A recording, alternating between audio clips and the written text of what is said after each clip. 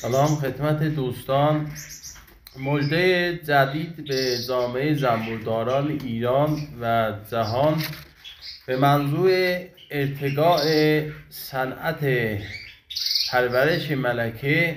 اختراع دوم بنده با قابلیت باروری همزمان بیش از 20 ملکه خواهد بود.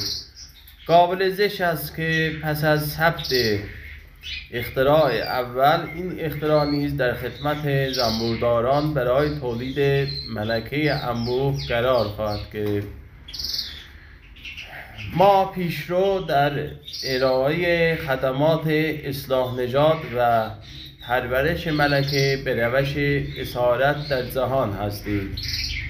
انشالله به امید خدا به زودی در فروردین و اردیبهشت ماه اختراع اول و بعد از آن اختراع دوم نیز رونمایی خواهم کرد. با تشکر.